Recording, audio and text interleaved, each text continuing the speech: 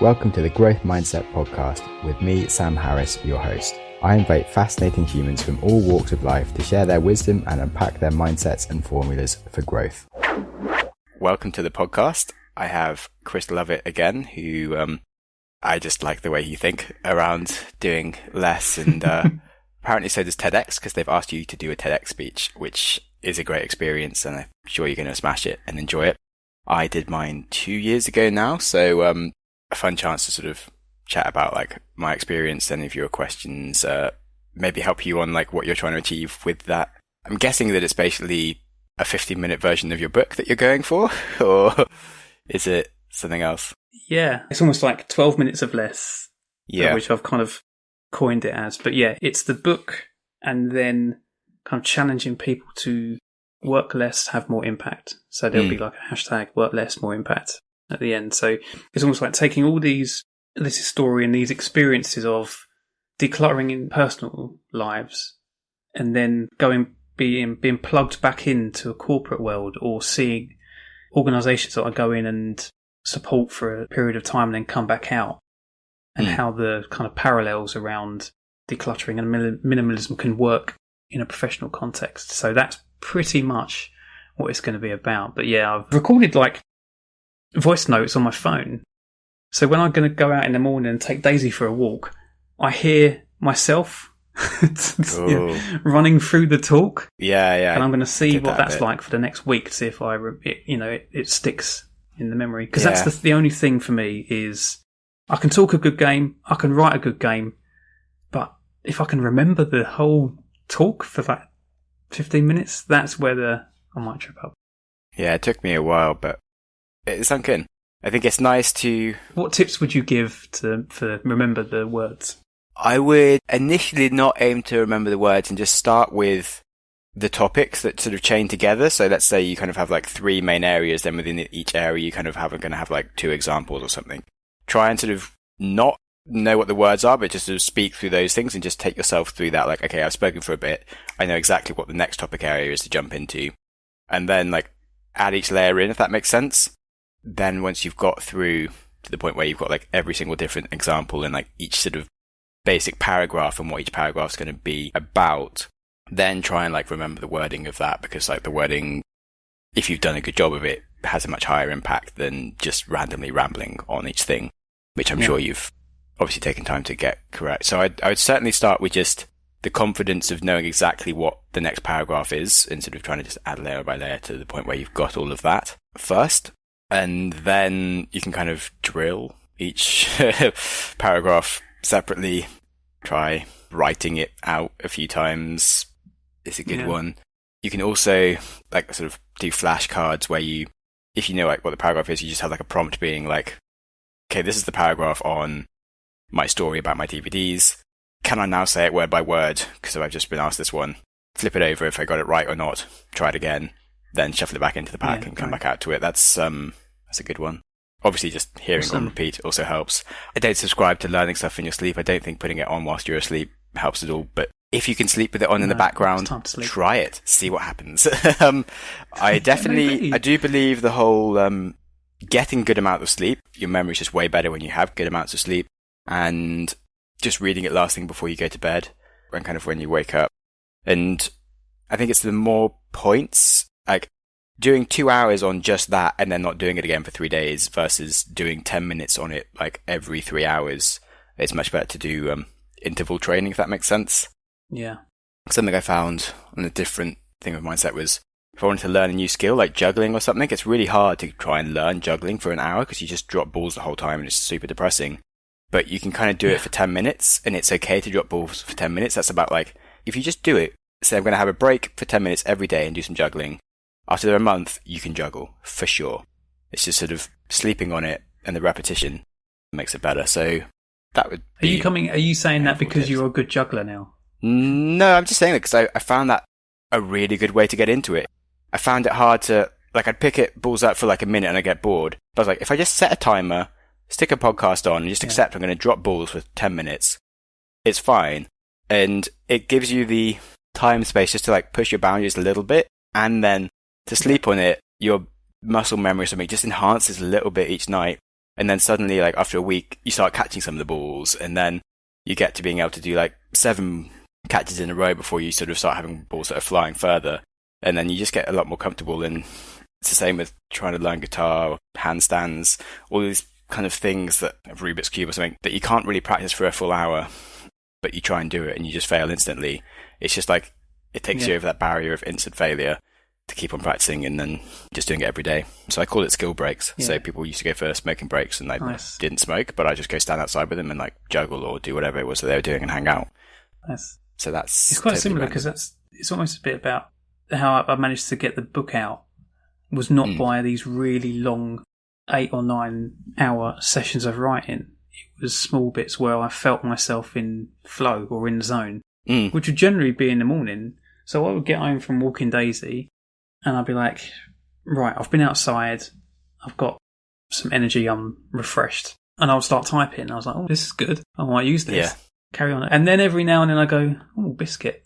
Or what's on Netflix this week? And I'd be like, there's the red flags to stop. And so I taught myself to stop rather than carrying on, which is what, again, obviously against what people say, is because you just keep going through the wall. You write through your writer's block, which I thought that was the way you were supposed to do it because that was how I was told. And so I tried that and I just got really annoyed about it because I kept writing crap and having to go back the following day and delete it all. So yeah, you're right around this whole, what works for you? What's the best way where you're going to pick up the most amount of skills? So yeah, that's a really good point. That's, I can relate that back to the book. Nice.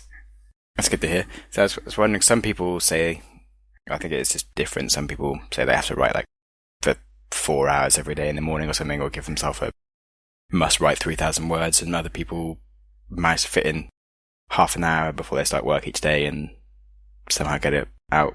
I think good planning really helps around just knowing the kind of general areas you're going to write about. I've certainly found like keeping a blogging habit really difficult until the point where I just sort of started like recording all my ideas and just like a backlog, and like I can just open it up. Each idea is like fleshed out enough to know what I want to write about, and then I can just go and do it. But it's still not as effective as just writing the full idea as I have it. Like the moment it strikes, I'm just like in the zone. So I think about half my content is stuff I've just written on the day that I had the idea, and then there's about 10 times the amount of potential content that I would have written if I got around to it, but it's sort of sat around. So yeah, I'm still a bit confused about how I then turn that into a book if it's sort of less stuff on the day.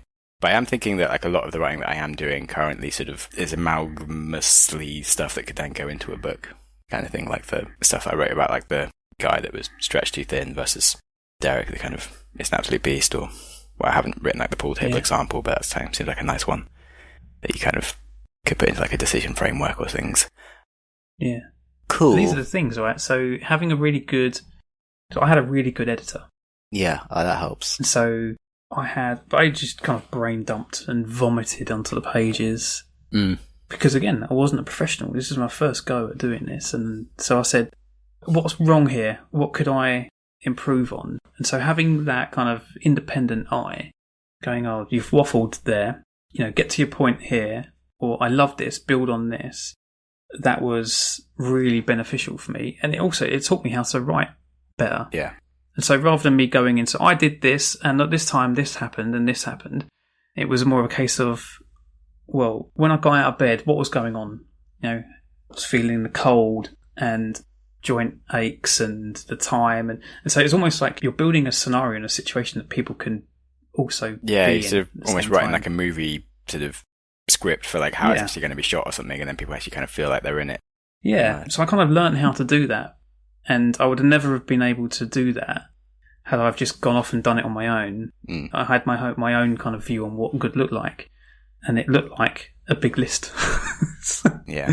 Which was never going to be good enough for a book. So yeah, getting in a third party who's independent that has a certain skill set that you don't have can definitely add value. Yeah. Have you had anyone going through your script for the TEDx and stuff on that? I've sent it off today. So I've got a couple of coaches that I liaise with regularly. We do like reciprocal mentoring. Oh, cool. And things like that. So I've sent the script off today and the voice notes. We'll see what they come back with. Nice. Yeah, I had a few different people like feeling in and things, which really helped. also that's what caused me to do the stand-up comedy, was the fact that I was doing the TEDx and being like, actually, my favorite TED speeches were usually really funny as well. And just realizing that people are more like to keep watching and sort of learn and remember stuff if it's like more funny, because people remember how you make them feel. So, really try to push my abilities and just do something that's like really scared myself, because I realized that doing things that scare myself pushed me in a good way. Like a few years ago, and I went from being like, I'm never ever going to do stand-up comedy to like, one day I'll think that I'll get around to doing it. And then when I had the TED, it was like enough of a push to be like, actually, now is the time. Like if there was ever a good time to go and do this, this is it. And it was so good. Yeah. I'm not sure if you have enough time left before your speech anymore, because I did like a 8-week course or something. But if you do, book one anyway. And even if you weren't about to do a speech, I would say do it, book one, because it's just such a cool process to go through and massively increases your gets you out of the comfort zone and give you some different skill sets, and just gets you really comfortable with failure. A lot of what you do is deliberately telling shit jokes, or you'll do like these sort of warm-ups where like you just have to on the spot think of like a setup line, and someone else has to say like a punchline, but obviously they're both shit. And someone's like, so what's the colour of your mattress today? Pink. And no one laughs because it's shit, but like you're all there being like, I tried to make a joke and failed and no one died, and you're like, oh, it's okay, I guess it's fine. Okay. And you just realize that actually, if you tell a joke that doesn't work on stage, you can kind of just make a bit of a joke, well, that wasn't very funny anyway, and hit them with your next line, and it's all right. You get over the whole like ego of my entire life depends on you laughing right now or anything. You're just like, yeah, it's fine. I'm stood up. I'm here for 5 minutes. You're stuck with me. Even if you don't like it, I'll try again with the next one. And it's really good for life, I think, taking that attitude. Yeah, that sounds, a bit more. I think, again, because it's like, whatever happens, there's a story out the back of it. You know? Yeah, for sure. I've got a friend who's a comedian, and she's told me the amount of times that she's died on stage, and I'm like, well, that's fucking funny. Yeah. Like, you went up there, spoke to people, nothing is a story in itself. Definitely. And I think that's where we probably would need to get to as we're moving through life, is when you're retired or when you're sitting around with families, you tell stories. Yeah. 100%. You don't go, oh, that was a really nice wicked pair of Converse I had. You know, yeah. Things tend to not be as important as you get to the end. I'm like, well, why can't we, rather than wait to the end, why can't we do it now? And so having stories to share when you're in the pub or with friends or whatever, that's the kind of essence of life, really, rather than comparing. It's one thing I love about old people. It's like they're so much more chilled out and like have a better opinion of what is important. And I'm actually going to be doing a season on death, being comfortable with death, and kind of like the things you learn about life and what's actually important, coming up soon, which I'm excited for. But it certainly, I think, was like the whole being able to tell stories has definitely been one of the driving frameworks of how I've made decisions for my life. Around whenever I've been faced with two options, I've always gone for like the scarier, which would be a cool thing to have like spoken about, versus like, okay, I need to get somewhere, there's a bus, or okay, I can hitch a lift with this freaking nuts van driver or something, and I'm in the middle of Kazakhstan. And always gone for like the nuts one where possible. And it's sometimes been really bad, but like much more interesting. And I've kind of learned to, as well as like not feel terrible about failures, not judged my experience based on like how instantly pleasurable it is, and been like, actually, often when things are going badly wrong, I'm like, this is going to be awesome. Like, somehow it's going to work out. We're not going to die. It's fine. And this is way more amusing than just like doing what I plan to do today in an easy fashion. And almost to the point where it can sometimes be a little bit like dangerous and sadistic. I'm not sure, in terms of being like, yes, I've broken my leg. Whoa, I might die right now, kind of thing. Yeah, I suppose, there is probably a limit. And again, that's individual to each of us. But you're spot on. I always found when we went travelling, I think I probably put in a book, can't remember now, around getting lost. And again, we got lost yesterday, going for a walk. It's so simple. Just follow the route and you complete the route. And then you go home and that's it. But you kind of go, is that it? But that sign was supposed to be there. And you kind of go, well, what's this way? And you wander off. And that's potentially where the story is. And so every time we got lost doing hikes in like the back end of California or New Mexico or something like that, we would always find our way back. So safety-wise, we were always okay. But getting lost was just more entertaining. And you'd probably end up growing and learning a little bit more. That, yeah, and you if you do get lost, you have always even be more able to find your greater sense of satisfaction at the end of the day when life is great. As long as you don't sort of get like crazy levels of stress and annoyance, and you don't fall out with people in the process. Yeah, or eaten by a bear, That too. Well, so I've nearly died a few times with various hospital things. This is interesting. I guess now why I know why you've run over a whole series about death. Yeah, on the thing of, like, I'd never run a marathon before, and I was going to climb the Matterhorn. They said you need to just run a marathon, like, without any notice.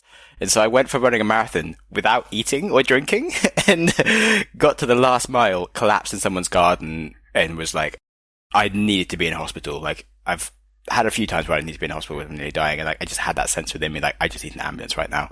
I was not good, which was totally my own fault.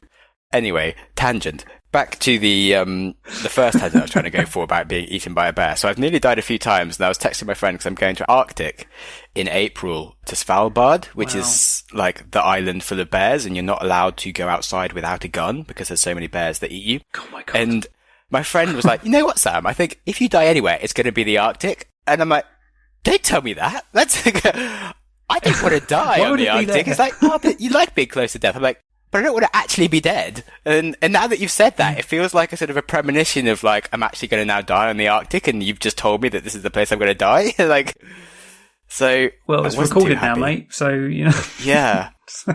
Please make sure it doesn't happen. I'll try. Definitely just try. Get good at. Aren't you supposed to like be big and just shout when the bear comes? Is that's what it's supposed to do, right? I don't know. I'm not very big, but I could try. I should have a gun on me, so I was planning to just well, hopefully just never get in a situation where I'm going to get eaten by a bear and say, we want to shoot a bear at all. If I felt that was going to happen, I wouldn't go to the Arctic. Just, it seems like a high cost to pay just to go see it. It's a very rare thing, but I think you can have like other things first. I have some training around this stuff. Once I've done the training, I'll know what's going on. Good. Can you text me and let me know what the yeah, sure. What the training is? Because I'm pretty sure I got down into a YouTube rabbit hole, and it does happen to me too sometimes. When I find something that's really quite fun, I get really attached to it. I enjoyed watching these guys go on a road trip, and they went to Alaska, and they went on this big hike in Alaska, and they had this bear spray with them, and apparently it was really expensive. Yeah. But they were like, well, what's the value of your life? So yeah, they just had this spray. So I don't know whether it was you spray it at the bear, like a pepper spray. Yeah, or whether you spray sounds yourself. like I don't know if it's like a scent to put them off you, or you kind of feel like maybe having a rape alarm or something is good, but instead a bear alarm, kind of thing. If it just scares them a bit. There you go, mate. There's your next business. Yeah, depends on how. It's a very niche market, but I don't know. Certainly, well, obviously it's a Svalbard with all the Arctic bears, but in America there's a lot of people that do get like eaten by bears. So I was going to say the Bill Bryson book about A Walk in the Woods is a good one, where he's forever worried about being eaten by bears. Anyway. Yeah, I was going to say, where do we get onto bears? Good. You talk about doing things for a story. I guess could be a good transition into Dragon's Den experience, which was definitely an event that was very memorable. If you have any questions about that. Have you spoken about it on a podcast yet? No, haven't. Oh, you haven't? No. Really? Well, yeah, because this is, we'll just turn the tables then quickly, because I was fascinated by the ability to present your business, your story, your idea to Dragons and being commissioned to go on the show, and then ultimately what happened afterwards. So I suppose, did you want to tell your listeners around what happened? So tell the story. We want to hear. They actually reached out to me because I've been on Techstars and they were looking for people to pitch to the Dragons. And the new Dragon, Stephen Bartlett, runs a podcast, and so we were in podcasting. So they kind of had sort of qualified what we were up to. I still had to fill in a bunch of forms, do a proper then formal application process, and then sign away all rights to the BBC around what other content was there. Like, it's fully theirs to do what they want with. I can't say anything about it within reason, as in, like, I can't publish anything about it before it goes live, and can't make any recordings whilst I'm there and things. So yeah, went through all that and then got onto it. You get like a 90-second, I think it's like 2 minutes you get to pitch your business, and then they actually usually just cut it down for TV of the pitch. And fortunately, because it was a tech product, they don't really like you giving them an app to play with or anything. So you're allowed to like share like a screen, and that's about it. Whereas if you have like a physical product or like something that the Dragons can go and do, that's more fun for TV.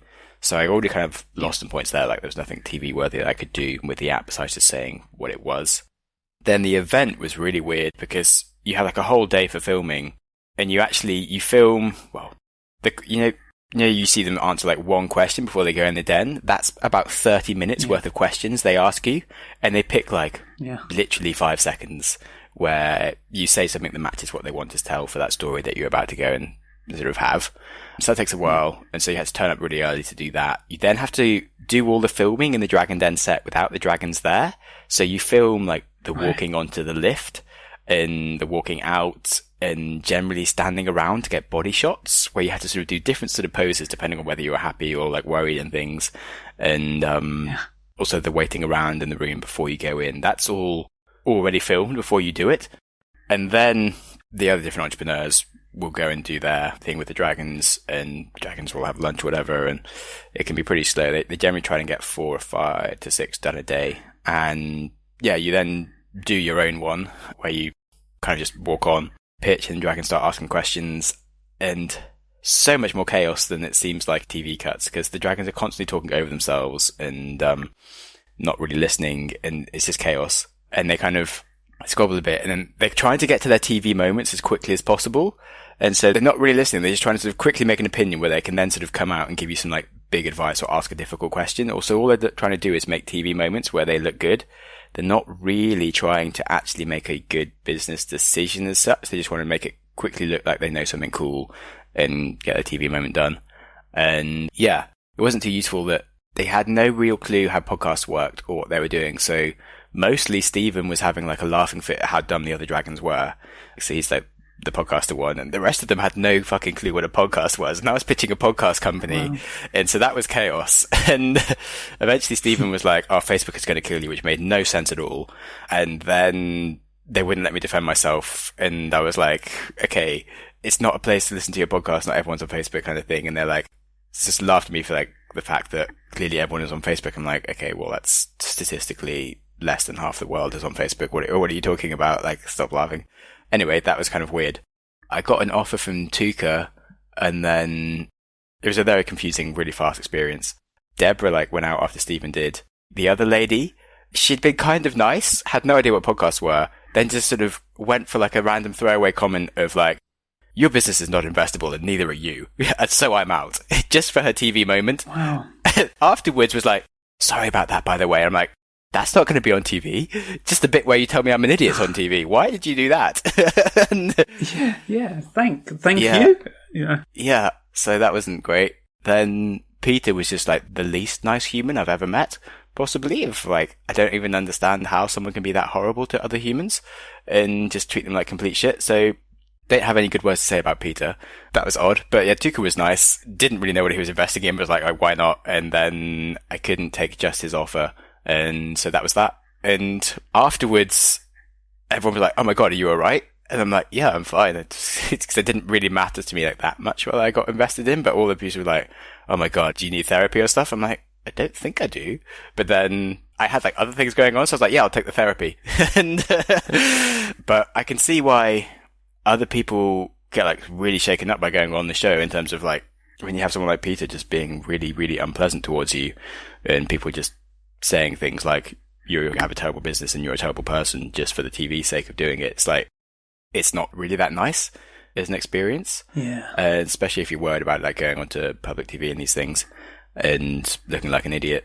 And the fact that if your business actually is dependent on getting investment from them, but then you don't get investment and you're a bit screwed, you could have serious burnout issues and it would be really difficult for you. Yeah. So I don't have a lot of great things to say about Dragon's Den in that sense. I think if you're a consumer business doing something nice and you want the attention and TV exposure, like, why not? And if you're not dependent on your mental health going on there and it's just worth it for you to have a fun story and like the experience, totally worth it. So for me, it was great because I'm just curious. Wouldn't be invested in it as a thing because otherwise it could be kind of soul destroying. And now they're not publishing it because I think mostly they looked kind of stupid because they didn't know what was going on with podcasts and they had one dragon just laughing at all the others the whole time. So luckily I won't look stupid on TV, but in some ways I kind of wanted to look like an idiot just so that at some point I'll be successful and it will be fine. And it's like, obstacle is the way. But in other ways, it's kind of good because now I don't look stupid and people only see what they see and they're only going to see the parts where I look stupid, I think. So anyway, that was the whole experience. Yeah. Well, thank you for sharing, mate. I'm sure your listeners will get massive value out of that. And I thank you for scratching that curious itch that I had about it. So, yeah, thanks, mate. My pleasure. Any other questions that listeners have for you around living a more stress-reduced lifestyle with less stuff? Go for it. Chris Lovett, where do we find you? Yeah, thanks, Sam. It's been a pleasure to chat, mate, and get to know you better. So, Discovery of Less is the book, and you can get that on any online retailer and some average ones as well. You can also get all of the introduction and chapter 1 for nothing on my website, which is lessisprogress.com. So if you want to try it before you buy, go on the website and download all of chapter 1 for nothing, which is the biggest chapter. So it's actually, you probably get about a quarter of the book for free anyway. If you enjoy it, then you can read the rest. On all the social media sites, Instagram, I'm probably most active on because I just like sharing pictures of my dog Daisy. So if you're a dog person, then she will entertain you with her slobber and biscuits. But yeah, so I'm on LinkedIn as well. So yeah, looking forward to connecting with people. But lessisprogress.com is the website. We can get some free stuff, including articles and workbooks and chapter 1 of Discovery of Less. And then Discovery of Less is the book. So yeah, cool. Enjoy it. Thanks so much. Pleasure. Thanks again, mate. People go and find you because it's definitely worth it. And it's been a pleasure having you on the show. Thanks a bundle for listening. If you liked it, share it, rate it. Remember, growth is all about consistency and persistency. So keep showing up and keep showing love. And if you want to enjoy your life, start by enjoying your day. That means today.